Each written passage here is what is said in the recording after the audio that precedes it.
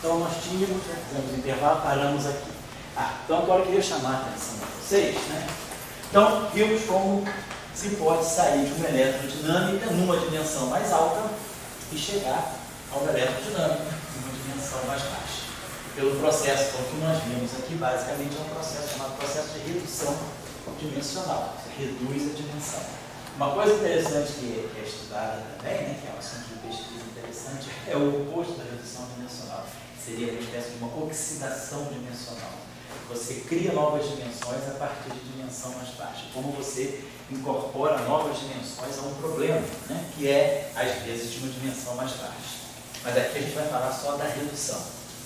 Tá? Então, vamos agora ver a discussão. Então, as formas de Chern, aqui, a forma de Chern, ela se escreve, né, sempre em dimensões pares. Né? Então, sempre lembrando que a gente vai querer. Na verdade, a gente tem, o que nós temos é o F com dois índices, né? Nós temos um F com dois índices. Então, se a gente multiplicar por um certo número de F's, né? Eu vou ter, então, um número par de índices. E aí eu vou ter que contrair com o epsilon que tenha um número par de índices. Então, é sempre isso, essa é a estrutura da forma de Chern. Então, vamos escrever, então a gente viu a forma de Chern em 4 dimensões, né? Agora vamos ver a forma de Chern em 6 dimensões. Vamos ver essa forma. Então, eu vou pegar o epsilon com 6 índices.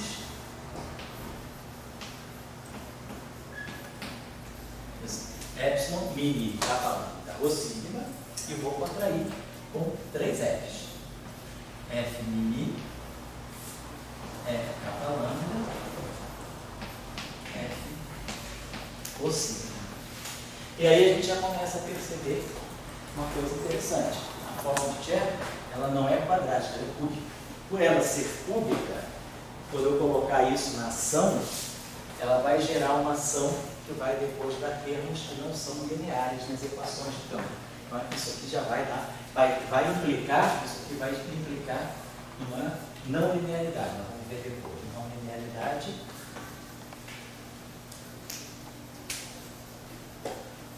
nas equações de campo.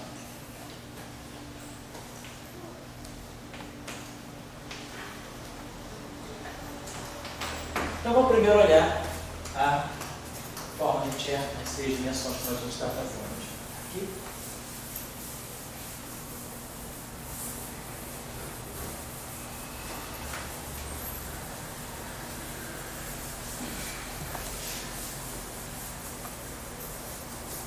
Pessoal, no final da aula eu vou pegar um tempinho com vocês rápido, só para a gente fazer uma agenda de finalização do curso, porque vocês devem estar com outras disciplinas também, que pode ser que tenha prova, coisas assim, e depois também tem a escola do CVPF, né, que ela é mais para o final do mês. Então, a minha intenção, quer dizer, esse curso aqui é um curso talhado, né, para ter 16 aulas, porque ele é um curso de 4 créditos, são 16 aulas de 4 horas. Em geral eu dou mais, às vezes, né, quando não tem escola do CVPF, em geral esse curso eu entro um pouco nas férias, assim, a gente fez 20 e poucas aulas, mas esse aqui eu vou ficar, talvez eu não chegue nem no 16. Porque nós estamos na aula 12, esse sábado da aula 13, aí semana que vem é 12, talvez a gente pare na aula 15. Eu acredito que mais uma semana, assim, até o dia 10 de julho, a gente pare, né?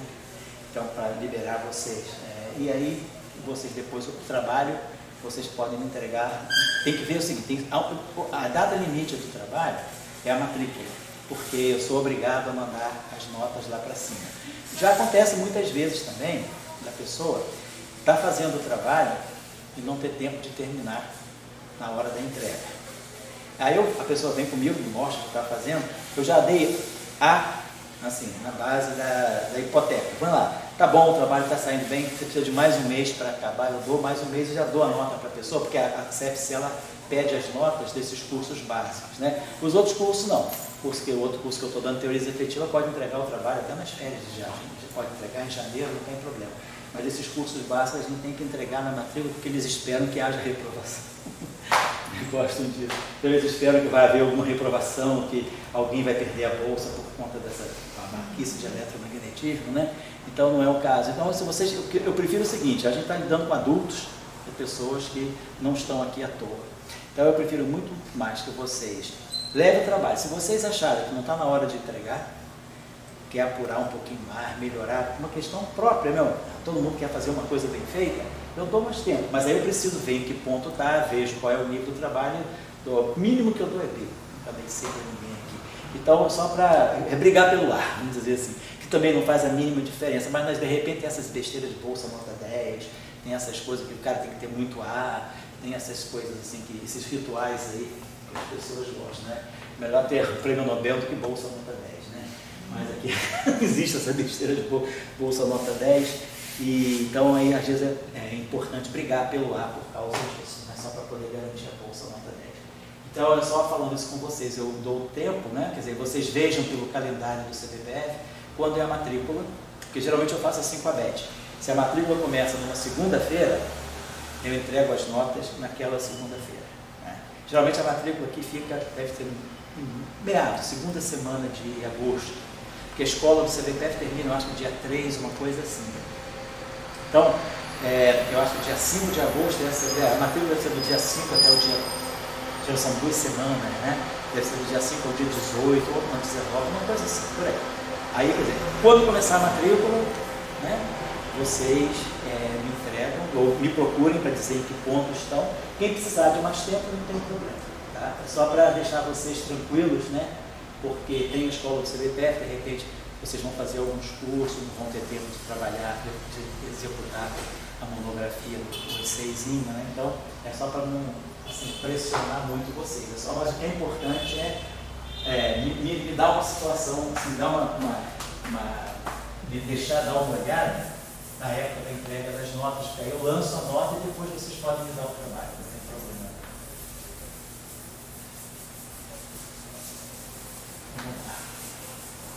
Então vamos olhar a forma de Chernow em 6 dimensões. Quando eu digo 6 dimensões, eu estou dizendo 1 mais 5. Né? São 5 dimensões espaciais. Tá lá. Então vamos colocar, nós tínhamos colocado a forma, né? Epsilon, Mi, Kappa, Lambda, Sigma.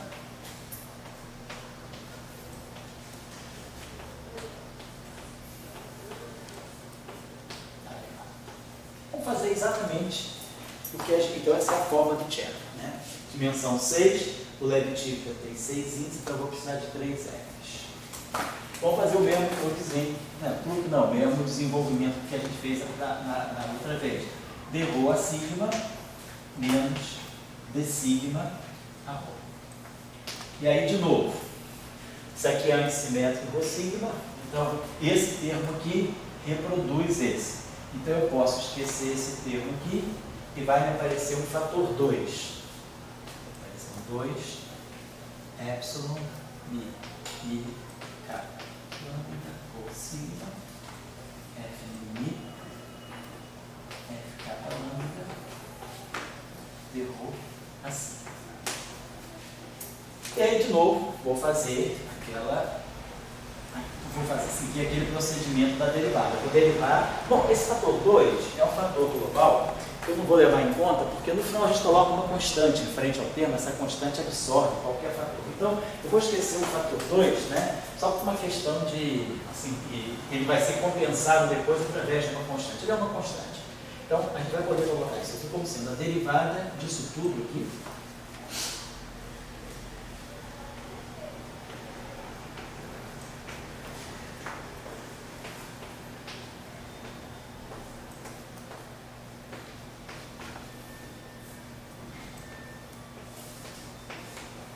E aí agora tem menos 2 termos, né? Epsilon, mi, kappa lambda, rho sigma, d rho, f mi,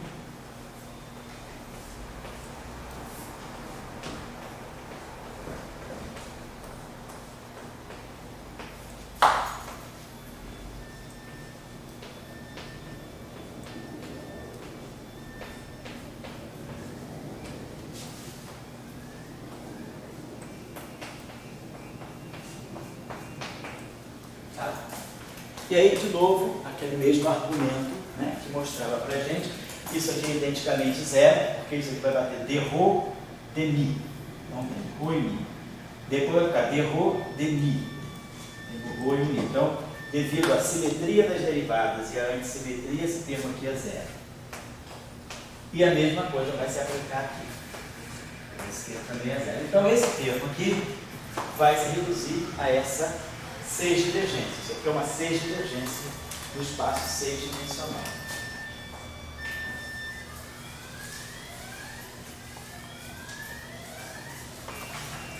Aqui, 6, ficou. Ficou. Estamos com isso aqui. Rho, epsilon, mi,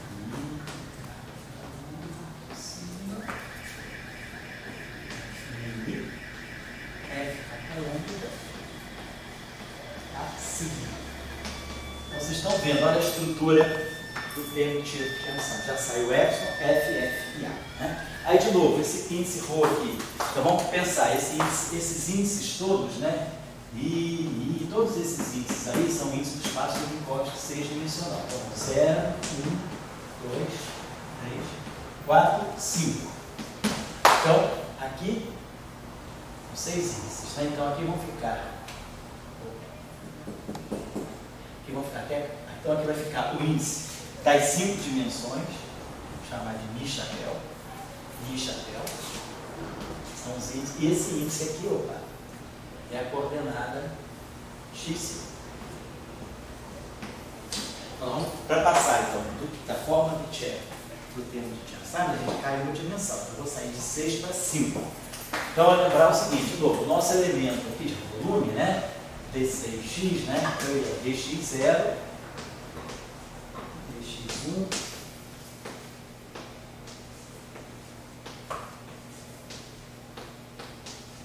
então aqui é a mesma coisa, vamos pegar esse elemento aqui para nós, vai ser o D5x, né? E esse aqui é o dx5. É um elemento de linha, né? Relacionado à quinta dimensão. A quarta dimensão espacial e a quinta dimensão espaço-temporal. Então, nós temos, né, tudo isso aqui, é pensar que isso está dentro de uma ação.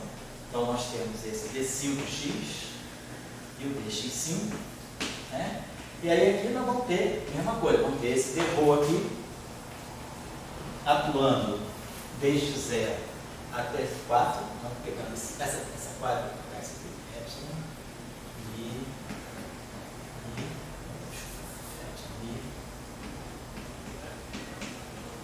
chapéu sigma.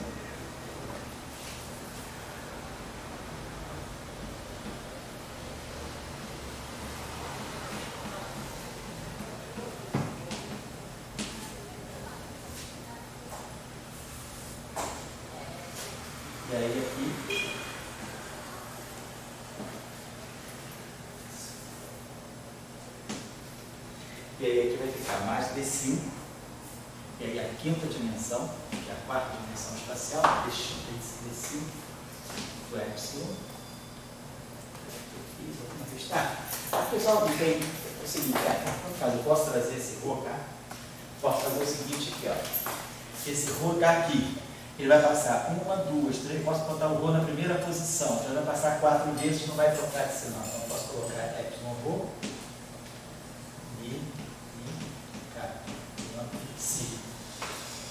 Primeiro, 5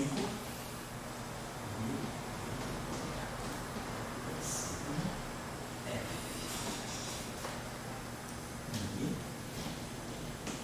ficar falando assim. E aí vocês estão lembrados da propriedade, né, preditiva, que não pode ter dois índices iguais. Como aqui é 5, então esses índices todos aqui só vão poder variar de 0 a 4. Ou seja, vão dar no espaço-tempo 5-dimensional. Porque eu posso botar um chapéu em todo mundo sem nenhum problema. É a única possibilidade que sobra é esses índices não chegarem ao valor 5. Então, do ponto de vista da física em 5 dimensões, isso aqui é uma derivada D5, né? Então isso aqui, isso aqui é uma silvo-divergência. Esse índice, tá, vai ter sempre um elemento de linha aqui que corresponde a uma derivada daqui. Então esse termo aqui é um termo de superfície do ponto de vista do mundo 5 dimensões. Então nós estamos abandonando ele, porque ele é um termo de superfície, né, do ponto de vista das 5 dimensões. E aí quando eu integrar em dx5, eu vou ter esse termo aqui, né, restrito a duas hipersuperfícies. Uma vamos dizer em x5 igual a infinito e a outra em x5 igual a menos infinito. Então eu posso dizer, vamos selecionar, vamos dizer que eu queira pegar a hipersuperfície só lá no mais infinito. Vou pegar meu mundo 5-dimensional, é uma hipersuperfície 5-dimensional desse mundo 6-dimensional. Então eu vou pegar esse termo aqui, eu vou eleger esse termo aqui como sendo o termo de Chern-Simons, as 5 dimensões. Deixa eu apagar isso aqui. Então nós saímos de 6 dimensões, deixa eu apagar aqui, é o esqueminha. A gente saiu da forma de Chern em 6 dimensões e chegou ao Chern-Simons em 5 dimensões. Chern-Simons é sempre ímpar. Por quê? Aí a gente vai começar a ver. Porque ele perde o índice. O índice é jogado para a dimensão extra, então se eu parto de uma forma de Chern que tem um número par de índices, um índice é perdido, então me sobra sempre um número ímpar de índices. Então a gente partiu da forma de Chern em 6 dimensões,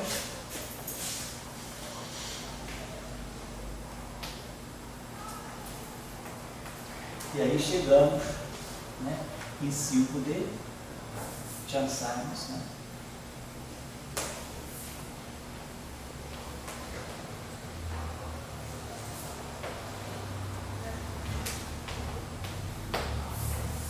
Então a gente pode pensar o seguinte, pode pegar o nosso lagrangiano então, em 5 dimensões, podemos colocar Maxwell,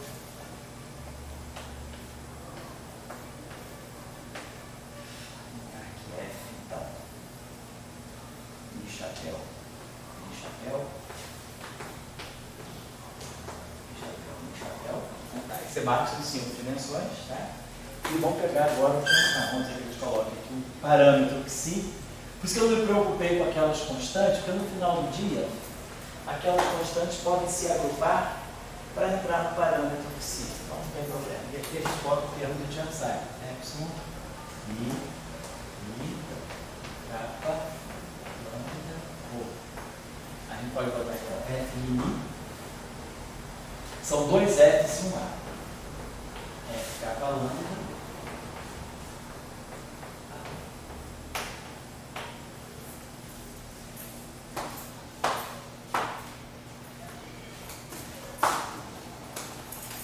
Então a gente está observando o seguinte, aqui aparece um termo cúbico.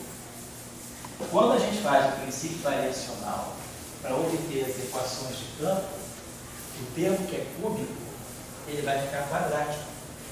Então, nós vamos ter nas equações de campo, vamos tirar as equações de Euler Lagrange aí, para a gente ver como é que ficam as equações de Maxwell nesse mundo 5-dimensional. Né?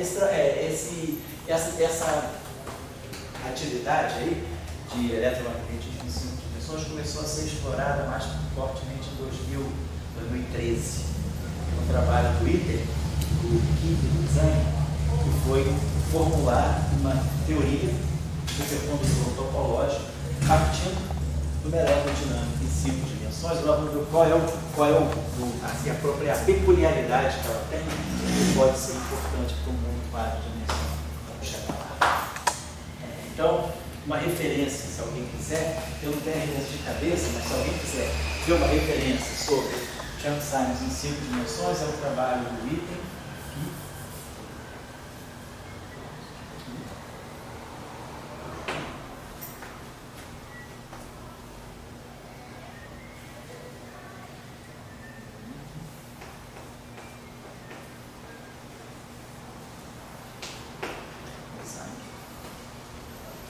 É um Physical Review, é um Physical Review B. Em 2014. Ele fala sobre o topológico dos fileiros.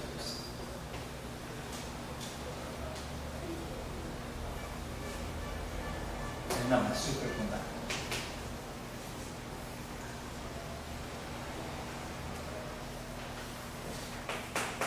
Se quiser aprofundar alguma coisa, são belo programa.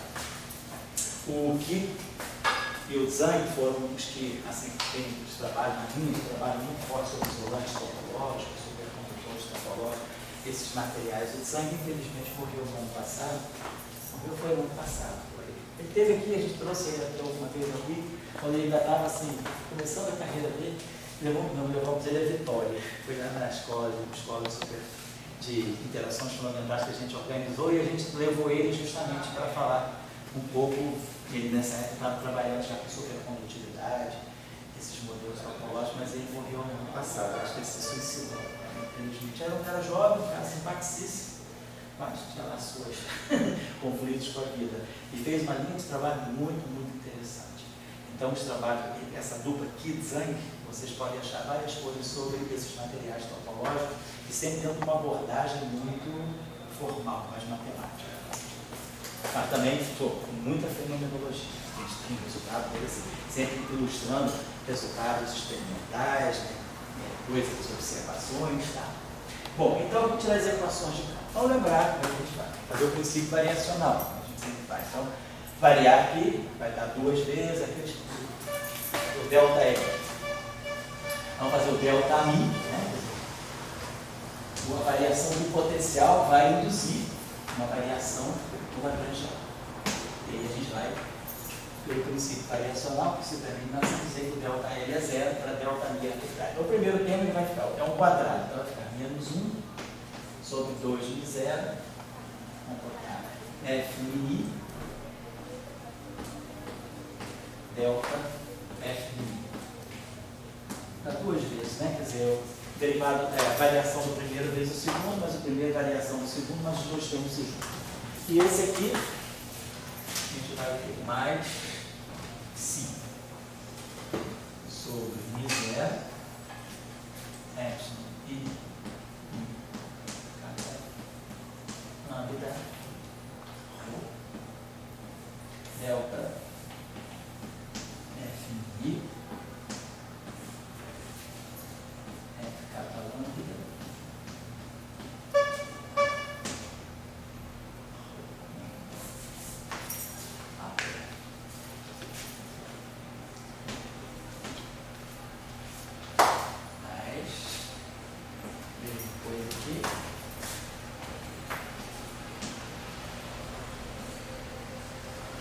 uma simplificação já já.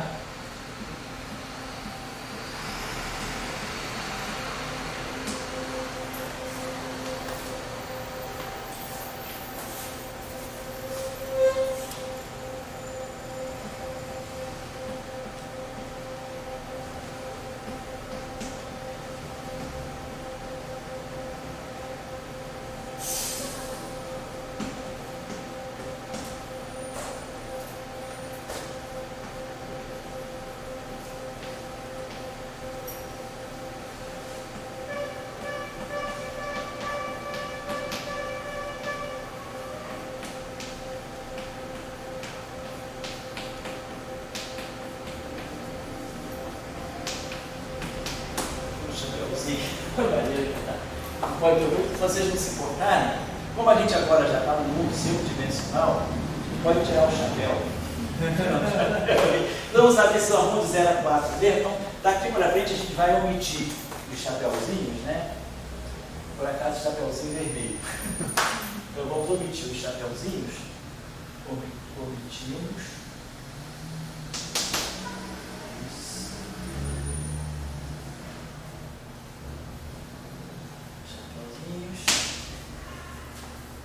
Por sabermos que já estamos em 5 dimensões, estamos restritos ao espaço mais quadro. Então, como já todo mundo com 5 dimensões, todo não tem agora que misturar índice de um espaço com índice de outro, está tudo em 5 dimensões, então vamos esquecer o chapéuzinho só para não ficar carregando a notação demais. Aqui eu vou fazer uma simplificação, deixa eu passar aqui para vocês.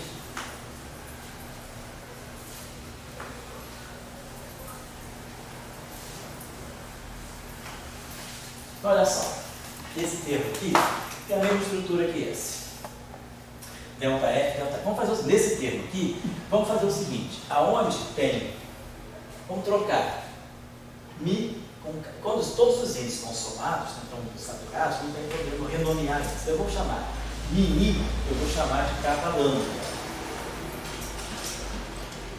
No fundo é isso, eu vou chamar o Mi, eu vou chamar de capa, o Ni eu vou chamar de lambda. Aí agora, o capa eu vou chamar de Mi,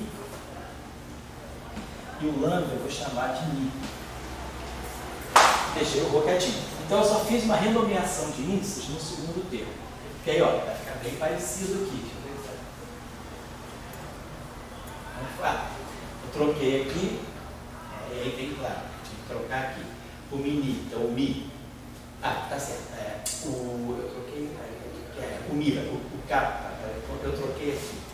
Então o capa vai virar Mi, o lambda vai Mi, eu troquei simultaneamente.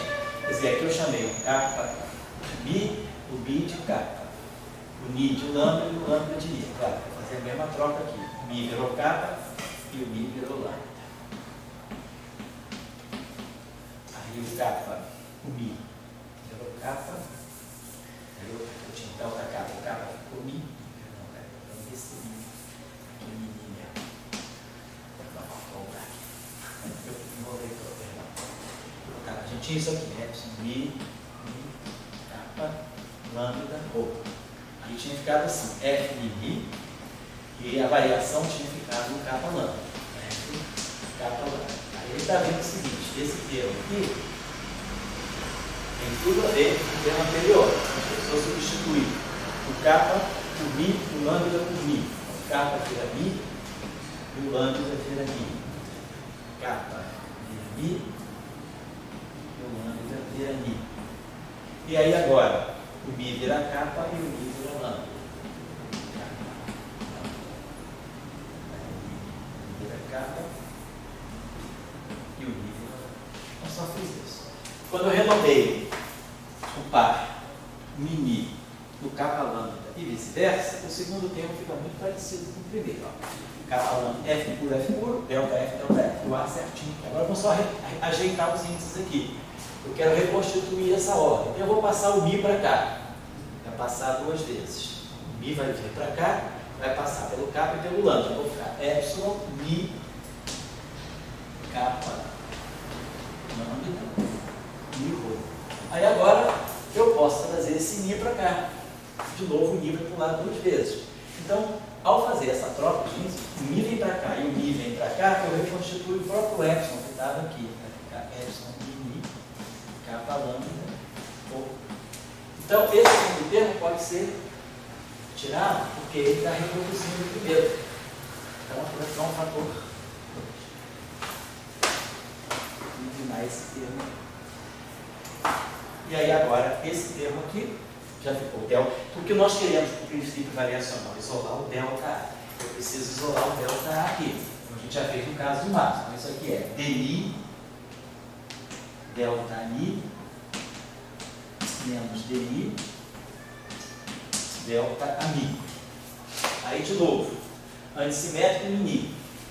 Esse segundo termo contraído por esse FMI vai reproduzir o primeiro termo. Então eu posso esquecer esse termo aqui e botar um fator 2 aqui também.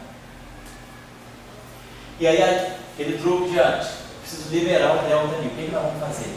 Vamos fazer uma integração por partes, desprezando o termo de superfície. Então essa derivada se desloca para cá, na integração parcial.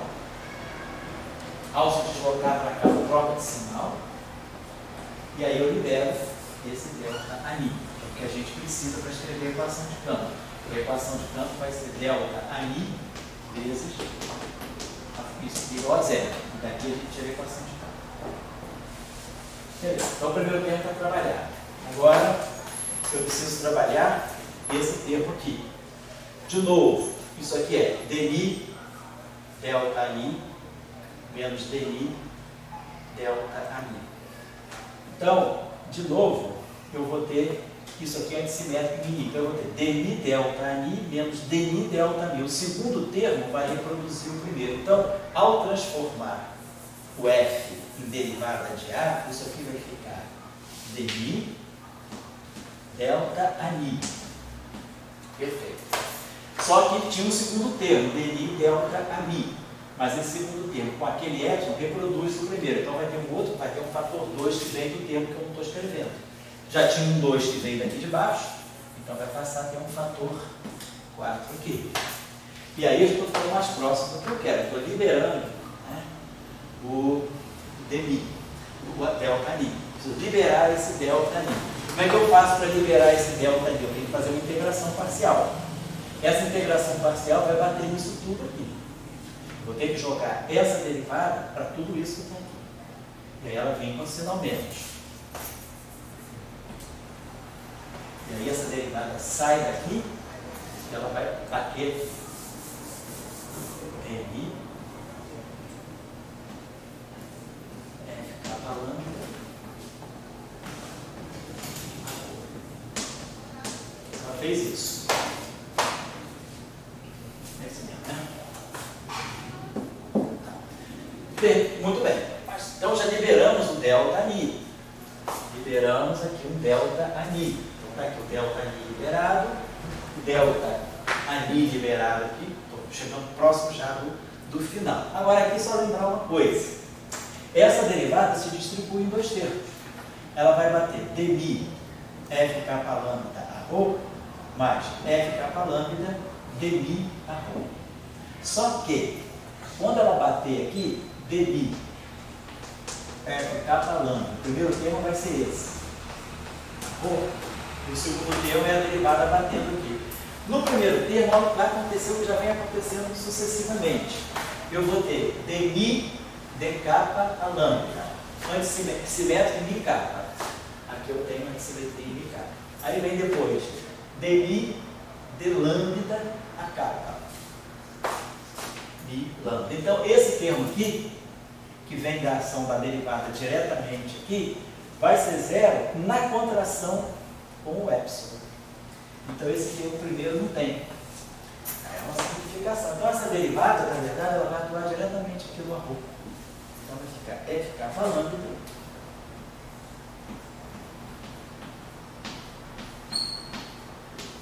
dmi a rho. Mas isso aqui eu posso botar esse rho cá na frente, quer dizer, devido à antissimetria que tem em rho, se eu trocar rho comigo, eu posso trazer esse rho cá para frente, vai ficar rho, mi, blá blá blá. Esse rho pode vir cá para frente, não vai ter problema nenhum, que vai passar 4 vezes. Então eu vou ter uma antissimetria em rho, mi. E aqui eu vou antissimetrizar. Então, quer dizer, quando eu tenho algo desse tipo, só para lembrar para vocês, quando a gente tem algo desse tipo, epsilon, mi, dmi, mi, isso aqui é a mesma coisa, um meio de epsilon mi, dmi, mi, menos dmi. Esse segundo termo reproduz o primeiro e marca o fator 2. Então isso aqui é uma identidade. Isso aqui é antissimétrico, então eu estou pegando, na verdade, a parte antissimétrica desse tensor dmi, mi. Tá? Então, eu posso pensar o seguinte. Vou substituir, como isso aqui tem esse ρ, eu posso substituir, sem nenhum problema, isso aqui por 1 meio de dmi a rho menos d rho a mi. Então, esse 1 meio que eu vou produzir aqui vai cancelar esse 4. Vai me dar um fator 2. Mas quando eu fizer essa substituição, dmi a rho menos d rho a mi, eu vou estar produzindo um f mi rho. Então, aqui vai virar um f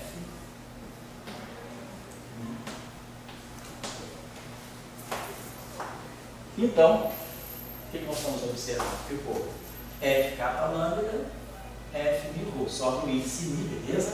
Que está contraído com esse delta mi. Está perfeito, tá? Vou apagar isso aqui. Então, só para lembrar a vocês, quer dizer, trabalhando essa equação de campo, né? esses dois termos aqui, com essas sucessivas manipulações, nos deram no final de tudo isso aqui. E aqui eu tenho um arro.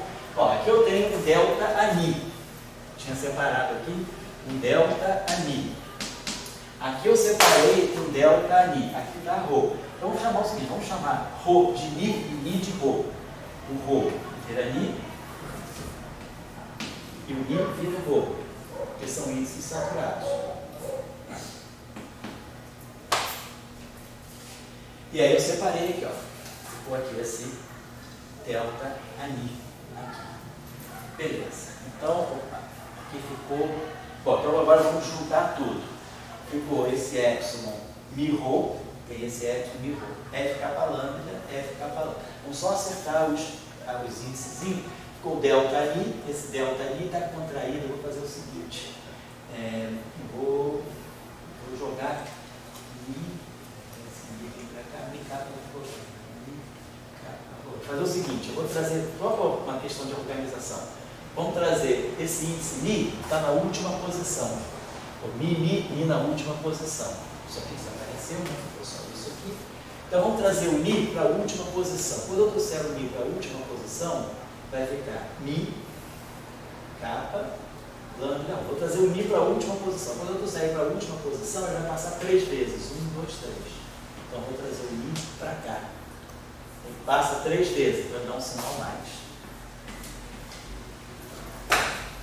E aqui, esse mi já está na última posição. Então, ficou capa lambda, mi rho, mi rho. Então, ficou mi. E agora, eu vou botar esse rho nessa posição aqui. Passa 2 vezes, para ficar igual a esse tempo. Mi rho, capa lambda, mi. F capa lambda, F mi rho. Então esse termo que desaparece também, me dá um fator 3. Então, a gente ficou com o seguinte, a equação de, olha lá, as equações de campos, as equações de Maxwell, né? Para eletrodinâmica. Quer dizer, Maxwell com Chern-Simons. Então a gente vai estar pegando aqui Maxwell.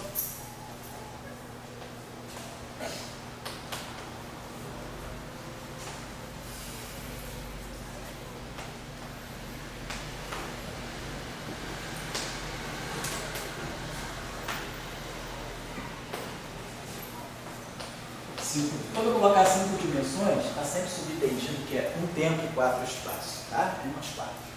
Então a gente ficou com a seguinte equação. Ficou 1 sobre μ0. Bom, como essa equação está no vácuo, né, tudo é igual a zero, eu vou esquecer o μ0. Tem μ0 aqui, a gente pode esquecer. Então o primeiro termo ficou. É tipo Maxwell, não, dmi f mi. Como eu prometi a vocês, estou tirando o chapéu, tá? Então aqui já está sem chapéu. Fazendo isso aqui. Então, dmi f mi, a equação de Weber ficou mais 3π.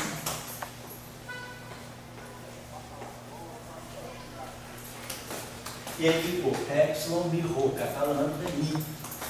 Epsilon mi rho, capa lambda mi. F capa lambda.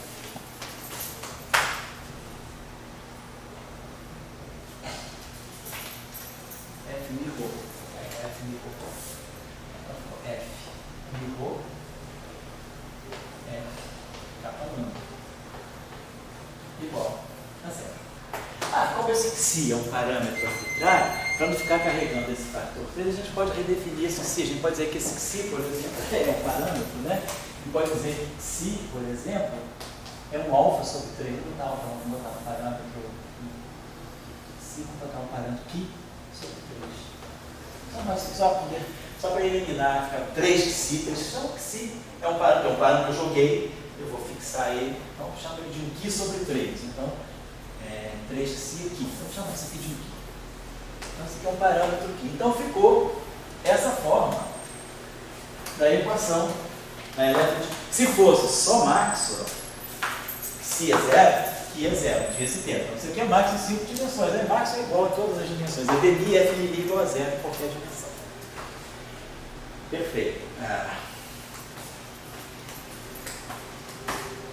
Olha isso aqui, tá? Tá bom? Vamos deixar assim. Beleza. E vamos fazer, bom, lembrando, tem também a identidade de Bianchi, porque F' satisfaz a identidade de Bianchi. Então, as equações de Maxwell inhomogêneas seriam essas. Se houvesse uma corrente, se não fosse o problema no vácuo, nós teríamos Mi0, J, Mi. Então, isso seria, vamos deixar, então, supor que tem uma corrente externa. Então, as equações de Maxwell, né, acopladas nessa corrente aqui, do campo eletromagnético gerado por essa distribuição aqui de carga dessa corrente. Tá aqui. E a outra equação de Maxwell é a equação dita homogênea, que essa aqui vale em qualquer dimensão. Dmi, F' rho, mais Dmi, F rho mi, mais D rho, F mi, igual a zero. Então daqui saem as equações homogêneas, né? Isso em 5 dimensões, né? E daqui as equações não homogêneas. Então o que nós estamos observando aqui, né? É interessante observar, é a presença aqui, ó, a equação deixa de ser não linear, deixa de ser linear. Aqui nós vamos ter campo elétrico e campo magnético, o F'. Então isso aqui vai estar aqui, sai a divergência de E, sai o rotacional de D. Mas agora, ó, eu vou ter alguma coisa que é quadrática. Então, as minhas equações deixam de ser lineares. Então, a perda da linearidade está clara aqui.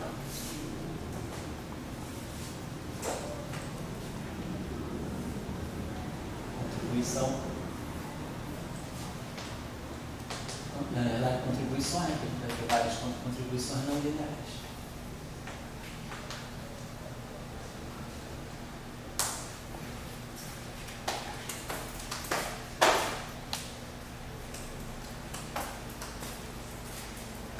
Vou colocar o seguinte aqui para você.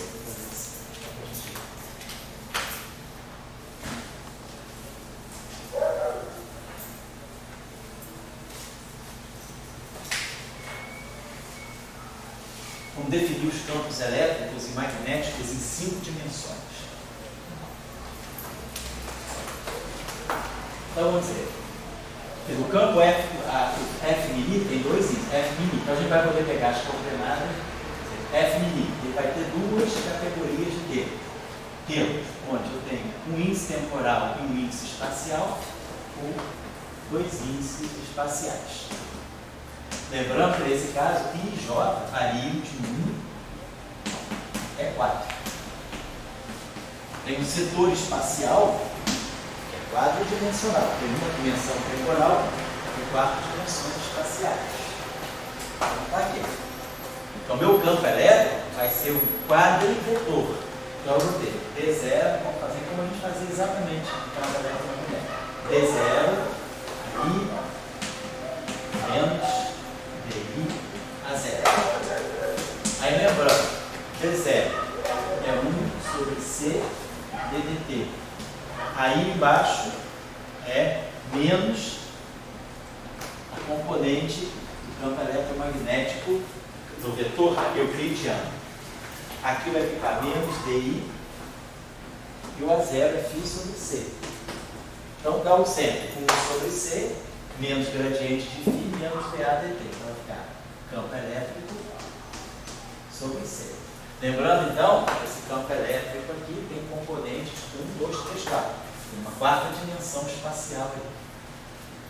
Depois, a gente já tinha falado sobre isso, mas aqui vai ficar mais claro. O campo magnético, F e J. TI, J, menos componente I aqui. Aí lembrando, DI, a componente J, a J na forma covariante é menos o vetor A na forma euclidiana. Assim. E esse cara é a mesma coisa, é mais DJ. Bota a flechinha e bota o índice. A flechinha é para dizer que eu estou falando do vetor euclidiano. Então eu posso botar esse menos aqui.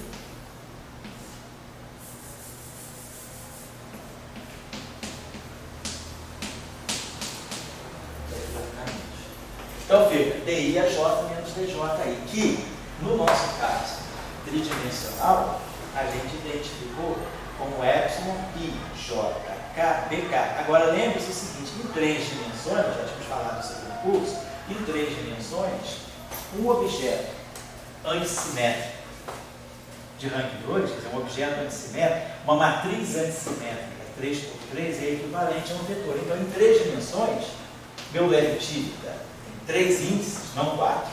Eu posso fazer isso aqui, ó, F de J K, chamar isso aqui da componente K do campo magnético.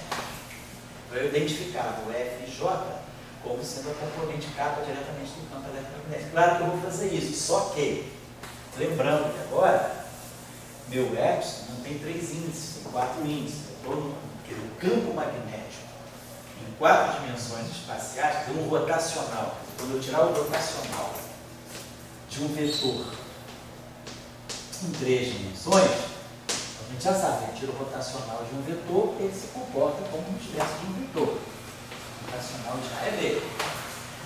Por quê? Porque isso aqui vai ficar epsilon I JK DJH. Então sobe um índice I. Então, meu rotacional em 3 dimensões sobe um índice, ele é um vetor. Esse é o vetor. Mas em 4 dimensões, teria epsilon I JKL DKL. Sobram 2 índices. Então, meu campo magnético em 4 dimensões espaciais, meu rotacional de um vetor em 4 dimensões espaciais não é mais um vetor, passa a ser uma matriz antissimétrica. Eu posso chamar isso aqui, será de um B e J. Sobram 2 índices. E é antissimétrico. Então, meu rotacional em 4 dimensões, ele deixa de ser um vetor. O rotacional tem essa propriedade, ele acompanha, ele muda de acordo com o espaço e tempo. Como nós vimos em 3 dimensões, no mundo planar, o rotacional é o escalar. Né? No mundo planar, meu epsilon só tem 2 índices.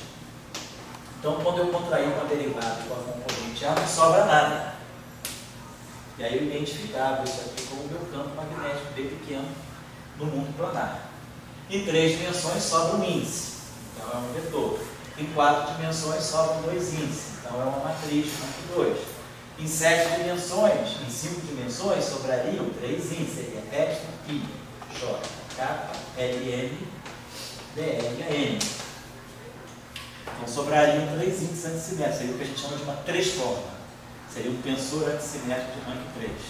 Então, em 5 dimensões, combinação de 5, 3 a 3, 5 vezes 4, né? 3 a 3, vai dar 10 componentes, 10 componentes rotacional. Então não é um vetor. Um vetor no mundo de 5 dimensões teria 5 componentes. Aqui eu suponho de 4 dimensões espaciais. Então a gente vai identificar, a gente pode fazer o seguinte, vamos chamar, como a gente fala no caso de marca, vamos chamar isso aqui de menos epsilon I J K L BKL. Vou definir dessa forma. Esse BKL, isso aqui é o campo magnético. O campo magnético em 4 dimensões espaciais tem 2 índices. É um tensor de rank 2 antissimétrico. Tá aqui. Acho até que é mais prudente, deixa eu apagar isso aqui, botar um fator 2 para evitar dupla contagem. Eu acho que eu preciso botar assim. Ou também não, depois a gente acerta. Vamos definir dessa forma. Menos epsilon I J K L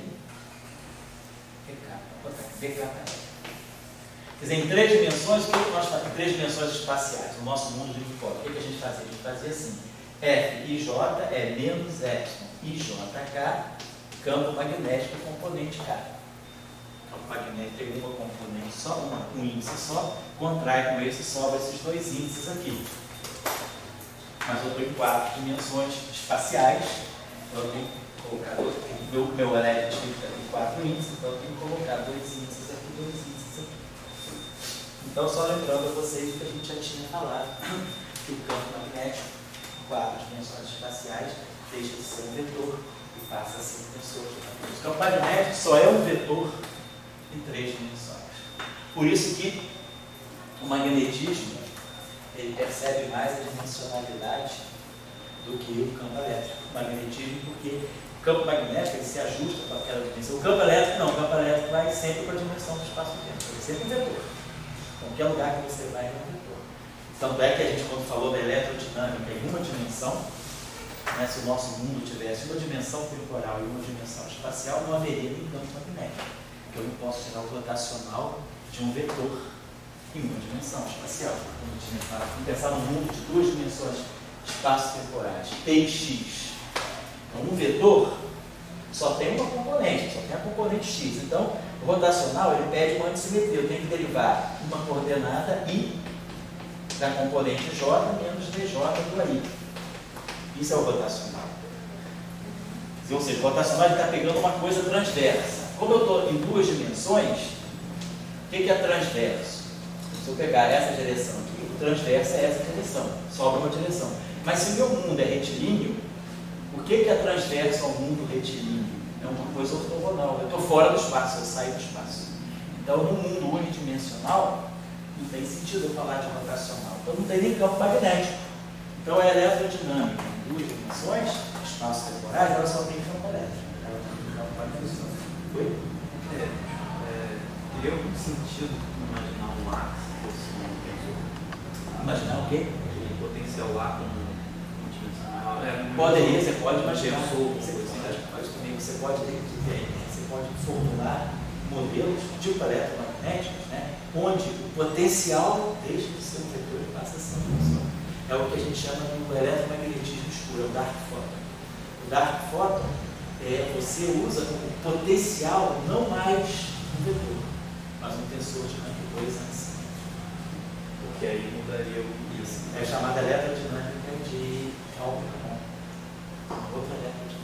A gente fez uns estudos aqui na década de 90, depois se você quiser ler mais, eu te dou umas duas teses de doutorado que a gente trabalhou aqui sobre essa eletrodinâmica do dark photon, tá certo? Muito bem, agora aquilo teve uma certa modinha, né? Agora isso coisa tem moda, né? Agora a gente está falando também do dark photon, mas em conexão com a matéria escura. Na época a gente não falava em conexão com a matéria escura, não. Agora em conexão com a matéria escura. Qualquer coisa que vocês precisarem, todo mundo na testa para você. Mas o que você falou é verdade. Vou deixar essa tarefa para vocês pensarem, depois eu dou a tese para vocês verem, se quiserem ver. Vou deixar como tarefa de final de aula. Dá um potencial que não seja mais um vetor, seja um tensor. E aí, como é que fica? Quem são os campos? Quem é o análogo do campo elétrico? Quem é o análogo do campo magnético? Como é que ficam as equações de base? Então, vamos lá. Estamos definindo assim. Então, essa é a nossa definição do que é o campo magnético em função dos potenciais. Então, vamos pegar essa equação. Não vou fazer todas, fica como tarefa. Vamos pegar pelo menos a equação de Gauss. Como é que a gente tira a equação de Gauss do campo eletromagnético? A gente pega a componente I igual a zero. I igual a zero. Como isso aqui é zero, a gente já tinha visto, esse I só vai poder ser espacial. Então vai ficar DI, F, I zero. Mais I. Então, o índice NIS vai ficar aqui, epsilon, I, O, kappa, lambda, zero. F, I, O, F, kappa, lambda. Igual a I0, J, 0. Então, estou escrevendo a primeira equação de Maxwell na direção temporal, I igual a 0. Então, como a gente faz sempre? Posso abaixar esses índices aqui, vai descer menos F e 0.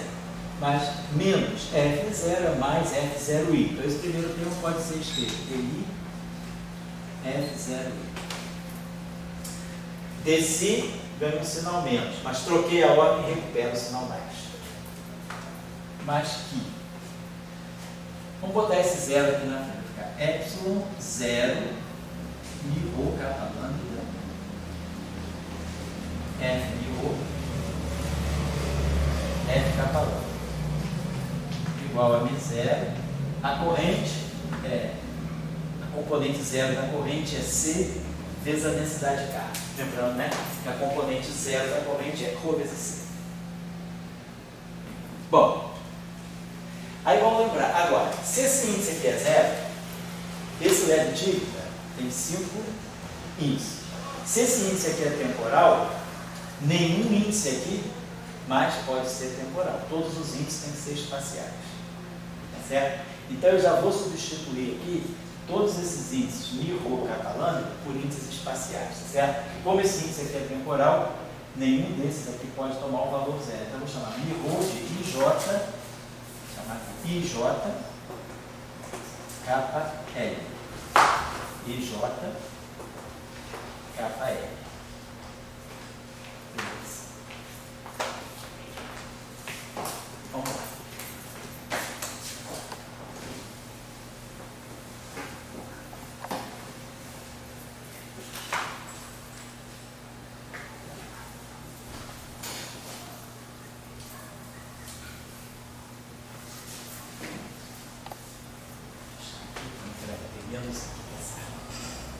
Então vamos começar agora a identificar os campos. Né? O primeiro termo, ó, esse termo aqui, vai ficar DI do I sobre C. Dá a divergência quadridimensional. O primeiro termo então dá o de sempre. Dá 1 sobre C, divergência de M.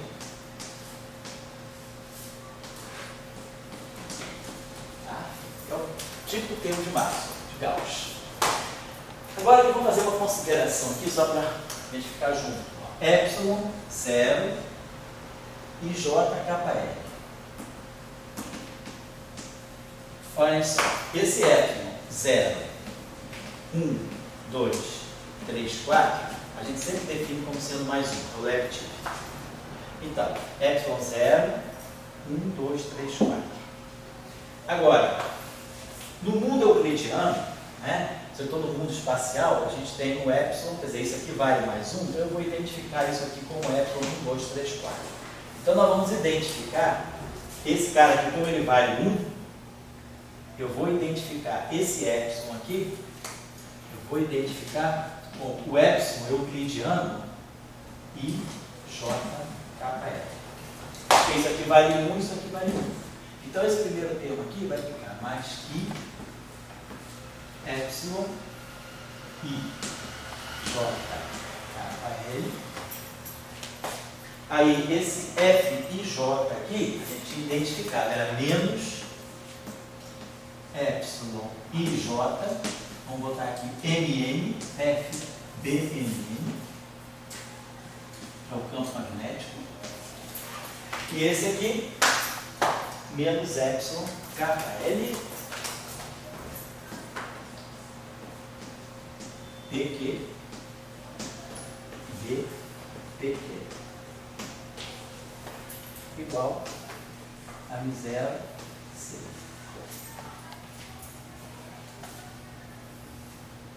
Se eu estou achando que, de repente, vai ser bom definir com aquele fator meio. Então, vou voltar lá na definição. Vamos definir lá atrás, quando eu voltei o F e J, tinha DI lá, eu botei menos epsilon I, J, kappa L, D kappa L. Isso é uma definição. Vamos definir com fator meio. Por que eu estou definindo com fator meio? Pelo seguinte, isso aqui é antissimétrico, isso aqui é antissimétrico. Então, esse cara contaria a mesma componente duas vezes. Ele pegaria, por exemplo, 2, 3, 2, 3, 3, 2, 3, 2. Mas só que o 3, 2, o 3, 2 daqui é a mesma coisa que o 2, 3, o 2, 3. Ia dar uma réplica. Então, para evitar dupla contagem, a gente define com fator meio. Então, voltem lá atrás, vamos definir. Então, aqui tem um fator meio. E aqui tem um fator meio. Por definição. Se não definir, não tem problema. Você faz tudo fiel à tua definição. Eu estou fazendo o meu com meio só para evitar a dupla contagem, mas não teria problema. Beleza. Agora, vamos observar aqui o seguinte. Aqui nós temos essa contração. Ó. Epsilon IJ kappa L, epsilon IJ MN. A gente sabe que quando a gente contrai epsilon, isso aqui vai ter que ser um produto como isso aqui está contraído com isso aqui vai ter que ser um produto de deltas. Então vamos dizer, tem uma constante que eu não sei quem é, mas eu sei que isso aqui só pode ser delta de kn, delta de Ln, menos delta de kn, delta de Ln. Por quê? Porque se esses dois índices são iguais, esses dois vão ter que passar pelos mesmos valores. Então, para isso não ser zero, isso aqui só vai poder ser produto de delta de Kronecker.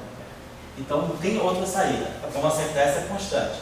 É delta de kn, Ln, menos delta de kn, Ln. Muito bem, vamos acertar essa constante.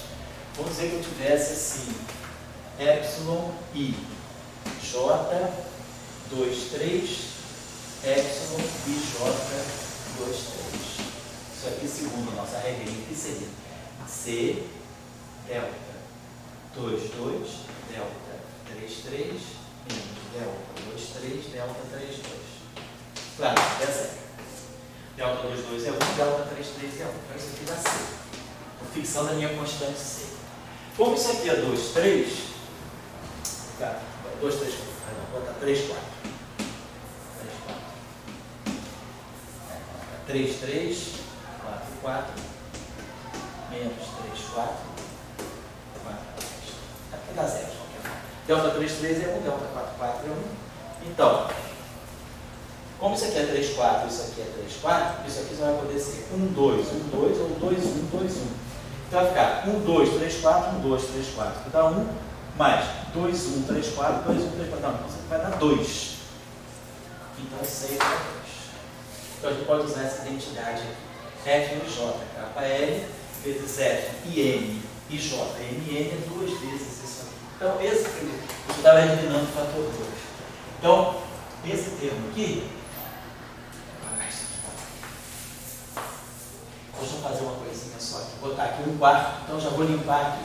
Vai ficar 1 quarto, e aí esse fator menos 1 meio desapareceu, e esse menos 1 meio desapareceu. E aqui a gente já vai colocar o fator 2. Então vai produzir 2π sobre 4. E aí quando eu juntei esse com esse aqui, vai produzir kn Ln.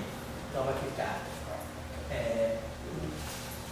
kn Ln. Então o n vai ficar k e o n vai ficar L. Vai ficar 2πb. Então, kn, então n fica k. Ln, n fica L. Vezes epsilon kn pq dpq. E aí agora, menos 2π sobre 4. E aí agora vai ficar b. O segundo termo é kn, b fica kn e Ln. Então vai ficar, o n fica L e aqui fica k. E aqui se mantém epsilon k, L, pq, dpq. Estou só reproduzindo isso aqui. Então, claro, esse termo é igual a esse. Porque aqui LK é menos KL. Então aqui vai juntar, vai tirar um fator 4. Então vai sumir esse 4. Então vai ficar mais que. Então esse termo está limpando. Está ficando mais que.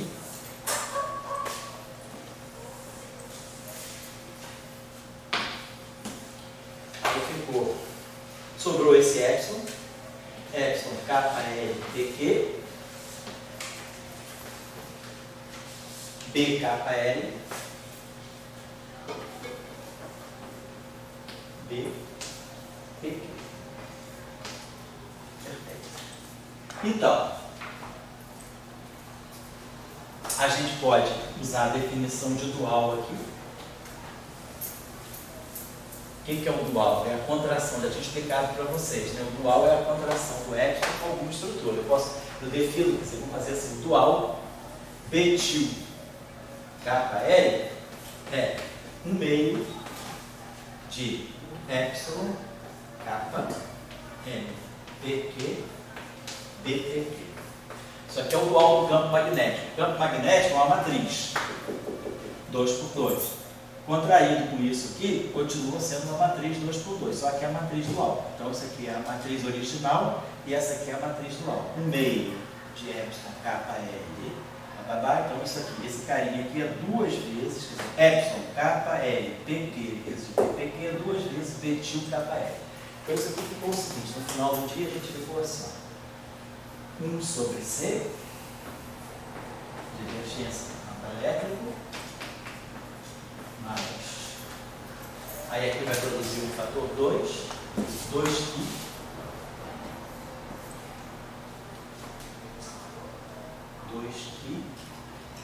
BKL, BKL, betil KL, BKL, betil KL, igual a M0 C. Agora, observe o seguinte, isso aqui é uma matriz. Isso aqui também é uma matriz. Lembre-se que betil KL é menos, essa matriz é dissimétrica. Isso aqui é dissimétrico KL. Então, betil KL é menos betil LK.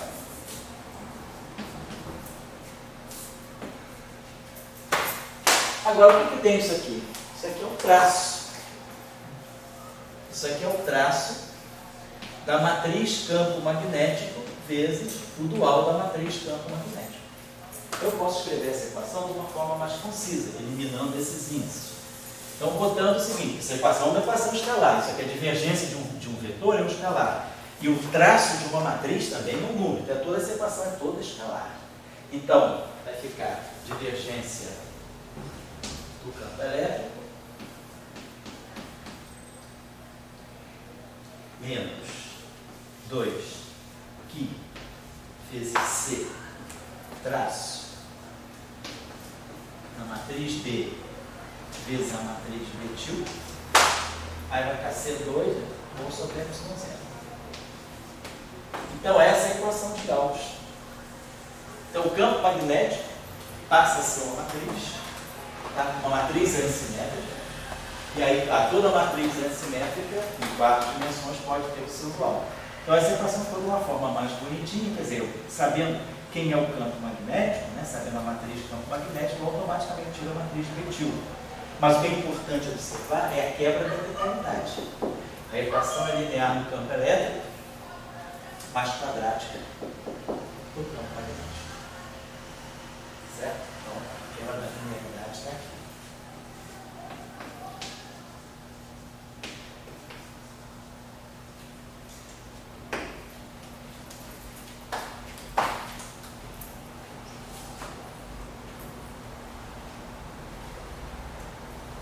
Bom, daí eu vou deixar como tarefa para vocês escrever as demais equações de Maxwell. Escrever agora. Essa aqui é Gauss. Agora, quando eu colocar esse índice aqui espacial, vão sair as equações de Ampère-Maxwell. Então, isso aqui é o Gauss em 5 dimensões.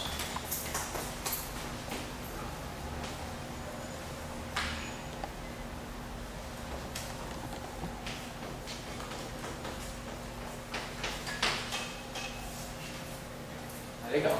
Aí, se vocês quiserem tirar Ampère-Maxwell, é fazer esse índice aqui espacial. Então, tomando aqui Ni igual a I, Ni igual a I, Ni igual a I, vai sair Ampère-Maxwell. Eu vou pedir, quem quiser fazer, ver o que vai dar. Aí vai misturar aqui, ó. Aqui vai misturar campo elétrico com campo magnético. Vai ser uma coisa interessante.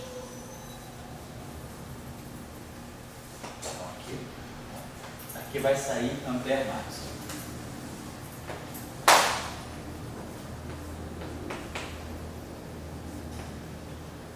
Vocês têm que observar, só para chamar a atenção aqui para vocês, uma coisinha.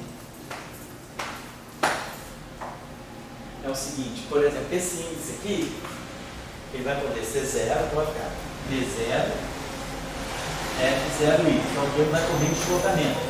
Vai dar a derivada temporal do campo elétrico. Mais DJ, FJI. Parte espacial. Então isso aqui vai ficar esse cara aqui vai ficar uma espécie de um rotacional, então vamos ver já, o campo magnético. Então a gente está tirando o rotacional de uma matriz. E está acostumado a tirar o rotacional de um vetor. Agora a gente vai tirar o rotacional de uma matriz. Vamos ver o que significa isso. Na verdade, quem já estudou um pouquinho de formas diferenciais, você estudou com o Armando Flávio, um pouquinho de forma com os 20, você estudou a formas diferenciais? Não, né? Porque aí tem o vetor é uma forma, a matriz antissimétrica é uma duas formas. Então o rotacional de uma duas formas é uma três formas. Então o rotacional. Mas aí a gente tem um curso do Rio aqui, uma atividade de verão. Acho que foi faz 6 anos, sei lá, talvez, das atividades de verão do professor Loval, tem um curso que eu dei sobre formas diferenciais para pessoal de graduação, formas diferenciais e a formulação do eletromagnetismo em formas diferenciais. É um curso, deve ter sido nas atividades de verão de 2013, por aí. Mas está lá, professor, quem quiser aprender um pouquinho, foram 6 aulas assim, para o cara saber o que é e saber usar. Não dei a teoria, a topologia, nada disso. Eu dei assim, coisa prática, né? Fazer cálculo com forma diferencial, mas não é necessário. Se alguém precisar, tem lá, mas também tem livros ótimos sobre isso. Eu só estou dizendo que o curso é o mapa da mina. Eu ensino o caminho rapidinho, em 6 aulas, né? Você está pronto para mexer com formas diferenciais. Mas aí, quem não souber também, a gente vai fazer tudo aqui mesmo sem saber forma, não tem problema. Isso aqui já é uma duas formas. Aliás, o rotacional, quando a gente estuda o rotacional de um vetor, o rotacional de um vetor é um vetor. Mas isso aí está errado. Na verdade, isso é o dual do rotacional. Porque o rotacional de um vetor é uma duas forma. Mas em 3 dimensões, o dual de uma duas forma é uma uniforma, que é um vetor. Então o rotacional acaba sendo um vetor por vias meio indiretas. Né?